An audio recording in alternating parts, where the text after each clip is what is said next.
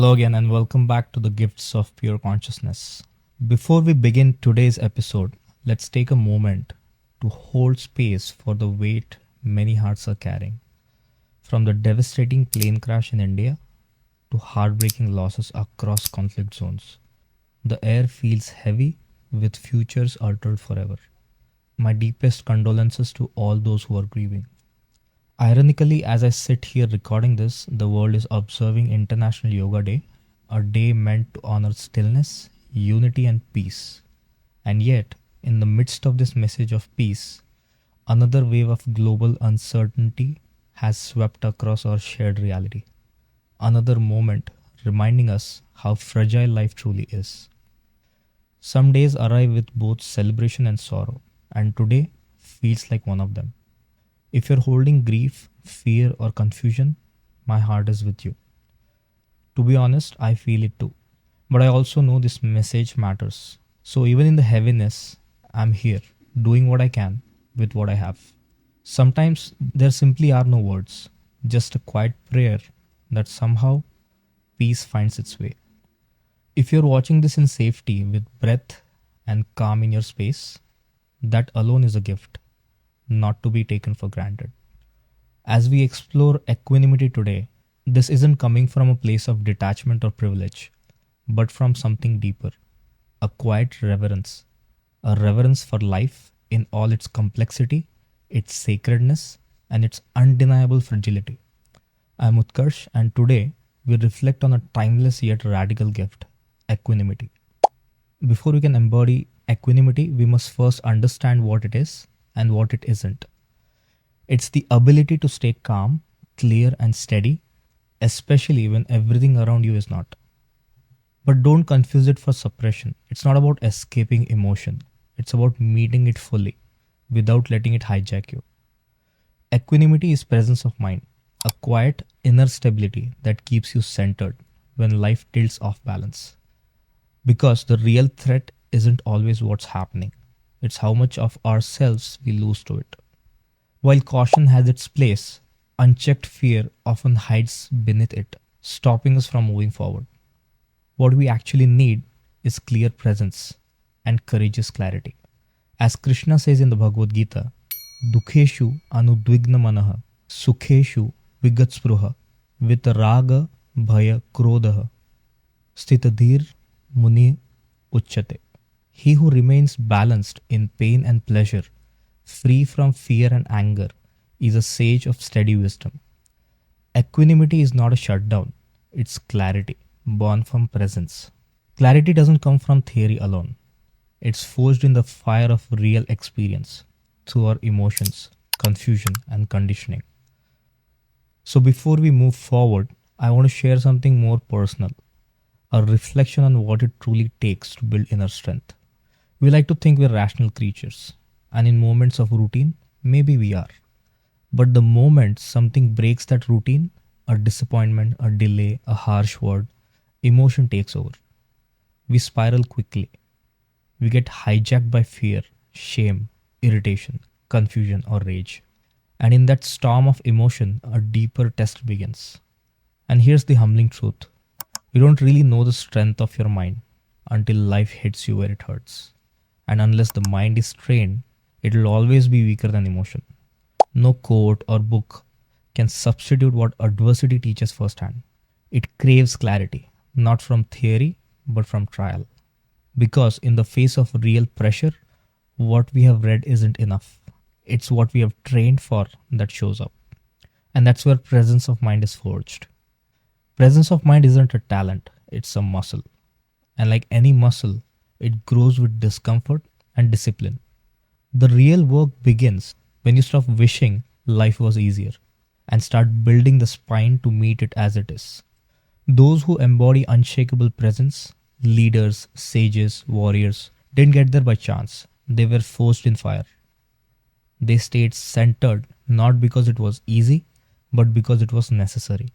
Necessary for survival, for clarity, for peace. And that same choice stands before you now. You don't have to be them, but you do have to want peace more than comfort, stillness more than validation, and strength more than ease. And that's how presence is built quietly, daily, from the inside out. To understand our suffering, why we collapse, react, or lose balance, we need to revisit what ancient wisdom teaches about pain. In Eastern philosophy, pain isn't random, it arises from three sources: Adhyatmika Tap, pain from within. This is internal suffering caused by the body and mind. Example: physical illness, fatigue, anxiety, depression, emotional distress. Root cause: inner misalignment, unresolved emotions, or mental imbalance. It's the pain that comes from within us, our thoughts, emotions, and physical condition. Next one is Adhibhautika Tap, pain from the external world. This is pain caused by other beings or the environment. Examples: conflict, betrayal, emotional abuse, accidents, or environmental hardships. Root cause: interactions with non empathic, unconscious people, or a chaotic world. It's the pain of being hurt, rejected, or affected by people and surroundings. Next is Adi Daivika Tap, pain from unseen forces. This is suffering beyond our control, tied to fate or cosmic forces. Examples: natural disasters, karmic patterns, planetary imbalances. Root cause: subtle disruptions in divine or cosmic order. It's the pain that feels mysterious, spiritual, or fated, meant to humble or awaken us. Equanimity doesn't ignore pain, it helps us meet it with awareness without becoming it. So let's take this deeper. Let's move into the inner terrain where the real storms begin. We all face storms, not just outside, but within. Thoughts, memories, regrets, fears. They swirl like emotional cyclones, pulling us off center. But the real danger isn't the storm itself, it's forgetting that you are not the storm. You're the sky it passes through. Equanimity is what grounds you. Presence of mind is what keeps your clarity intact, not by suppressing emotion, but by holding space for it without letting it rule you. Let others lose their head. Let the winds howl. You stay anchored. Now let's go deeper into what it really means to stay balanced in a chaotic world. Understand this: you cannot be everywhere or fight everyone. Your time and energy are limited, and protecting them is essential to mental clarity. Exhaustion and frustration are the enemies of presence. The world is full of reactive minds, those who rush, panic, judge, or change with the wind. You'll encounter them: the indecisive boss, impulsive colleague, the dramatic subordinate. Don't fight their chaos, don't absorb it either. Just stay grounded. Detach, not with apathy, but with awareness. Think of them the way you'd think of emotionally reactive children, not to diminish them, but to remind yourself their behavior is not yours to carry. Your peace is too sacred to be shaken by someone else's storm. And when possible, even indulge in a harmless idea with lightness and calm. The ability to stay cheerful in the face of chaos is a higher form of strength. Because equanimity isn't just a cushion on the mat, it's a practice for real life. Deadlines, disagreement, family dinners, and everything in between. When circumstances scare you, your imagination takes over, spinning endless stories of fear. To break the spiral, focus on something simple: a repetitive task, a grounding ritual, something that brings your attention back to center. When your mind is absorbed in presence, there's no space left for panic. Train this skill, let it become a habit. The ability to calm the imagination in moments of intensity. That's the inner mastery in action. And sometimes, to really grasp what mastery feels like, we need a symbol, a visual reminder of what stillness looks like when fully embodied. In ancient yogic mythology, Shiva sits on Mount Kailash, untouched by chaos, unmoved by desire, eyes closed, breath steady, spine tall. Not because he is detached, because he is anchored in self. Shiva represents something we all seek: a steadiness that remains untouched no matter how wild the storm. He is the symbol of unshakable stillness, the quiet power of inner mastery that already lives within each of us. If you are curious to explore this further, I recommend the Shiva trilogy by Amish Tripathi, a powerful modern retelling that brings this ancient archetype into a deeply human, relatable light. Because stillness isn't just something to admire from afar, it's a discipline, a way of being, one that must be lived, not just understood. But let's be clear, stillness is not about hiding. It's not a spiritual bypass or emotional numbness. Stillness is not an escape. It's awareness without panic. It helps you see the full picture without being pierced by every detail. When you react from fear, you lose power. When you respond from stillness, you reclaim it. In a world addicted to reaction, equanimity is a sacred rebellion, rooted in observation, not overreaction. Why is equanimity such a gift? Because at this state of consciousness, the waves of life still rise, but they no longer drown you. You develop an intelligent understanding that the world will continue to be what it is: messy, unpredictable, sometimes painful, but you're no longer constantly tossed around by it. As long as you have the tools to stay grounded, to feel present and authentic, in alignment with your values, you are steady, you are free. We don't even know how short life really is. So instead of chasing titles, image, or status, why not walk a path rooted in dharma while continuing to honor our responsibilities in the world? Because dharma isn't about withdrawing from life, it's about living with inner alignment. It's not about doing less, it's about doing what truly matters. When our actions are anchored in truth, stress begins to dissolve, ego quiets down, and life stops feeling like a constant performance. As the inner noise fades, we begin to rise, not through status or applause, but through awareness. Through each energetic layer of the chakra system, from survival to safety, from reaction to expression, from identity to insight. Equanimity is what makes this ascent possible. It brings steadiness where there was reactivity. It brings clarity where there was chaos. Not to escape the world, but to move through it with calm precision.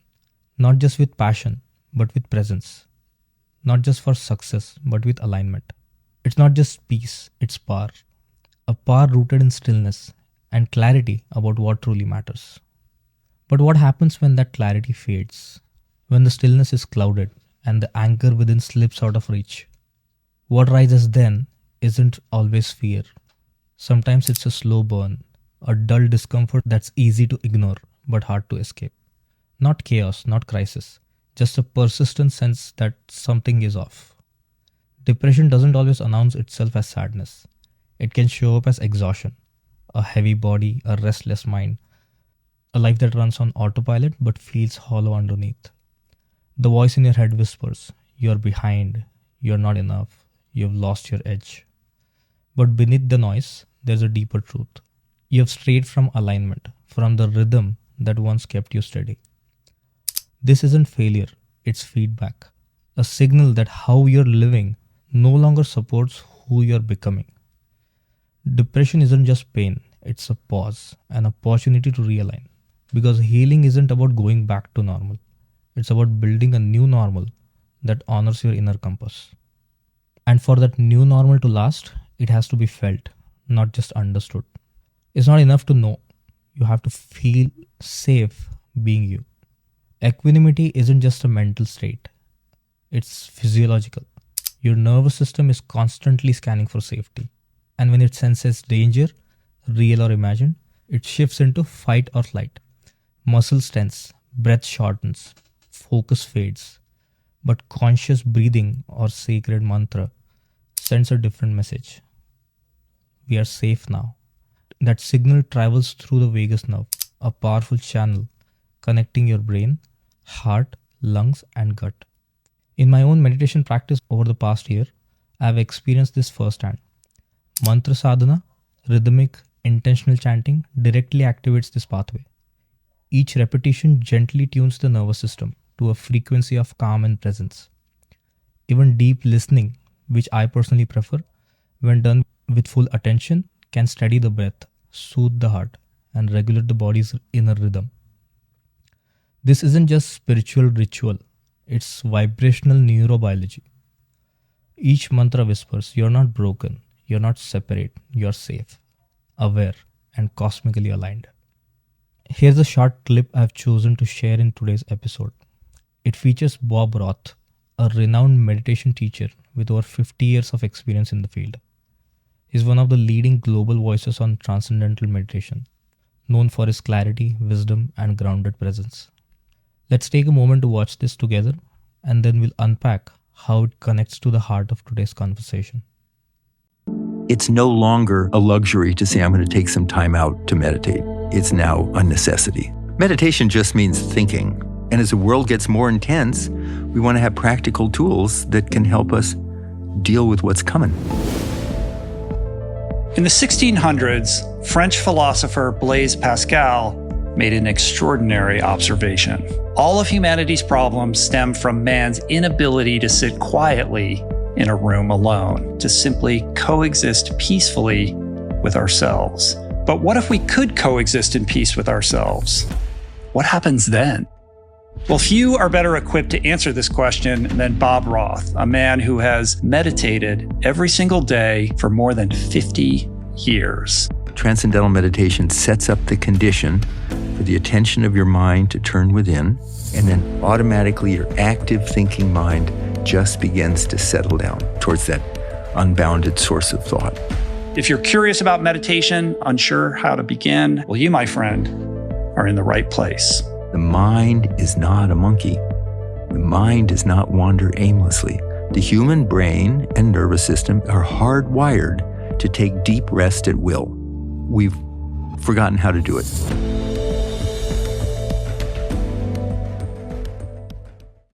But I'm here to remind you, you haven't forgotten stillness. You've only been distracted from it.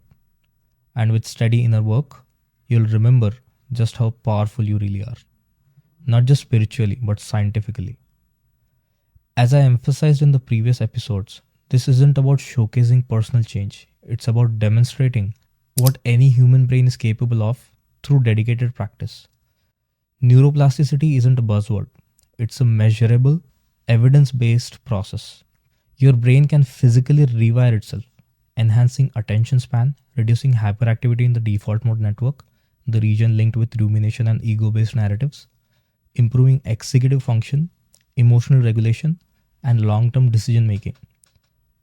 And I keep coming back to the DMN for two reasons. Number one, among the many changes that occur in the brain during deep meditation, one of the most significant is the shift in the default mode network, especially in long-term practitioners of transcendental meditation and other advanced meditative disciplines. And number two, let's be honest, default mode network is a lot easier to pronounce without flinching than some of the other brain regions I could name. But humor aside, here's why it matters. Real change, the kind that rewires your brain, doesn't happen by accident. It begins with conscious repetition, with breath, with presence, with discipline. And the result, a profound internal shift, not just in how you think, but in how you experience being alive. If this resonates with you, I would love to share one of my Medium articles, article number 85 on false identification with the ego self. It's a central concept in yogic teachings, one of the 5 kleshas, mental afflictions that veil our connection to pure consciousness. In that piece, I break down the neural architecture of the false self and how it operates across different regions of the brain. It's a quick 6-minute read for those curious to explore the deeper layers of human behavior and how the ego quietly shapes our perception, reactions, and sense of identity. Because the goal of this series isn't just to inform, it's to ground these truths in lived experience, to guide you towards an inner world that modern neuroscience is only beginning to map, but ancient wisdom has understood for thousands of years. And so a deeper question emerges. If this internal world holds more than just thoughts and emotions, what exactly are we accessing when we meditate? Could consciousness be more than just brain chemistry? Something measurable, yet beyond neurons and networks. Here's what I've come to understand. Inside each of your neurons are microscopic structures called microtubules, once believed to be simple scaffolding. But today, researchers like Sir Roger Penrose and Dr. Stuart Hamerhoff propose something astonishing, that microtubules might function as quantum receivers of consciousness. In quantum physics, we know that the act of observation can alter the behavior of particles, which means your awareness may quite literally shape your reality. Meditation then isn't just about calming the mind. It may be a tuning process, an alignment with the deeper intelligence that holds the cosmos together. As the sages have said for millennia, you are not the body, you are not the mind, you are the witnessing consciousness. timeless, whole, and aware. Stillness is not emptiness, it's connection. A return, not to something new, but to the field that was never separate from you, only forgotten. So when the storm comes, and it will, don't fight it, don't freeze, don't flee. Anchor yourself in breath, in the stillness behind all sound. Because the more rooted you are within, the less shaken you are without.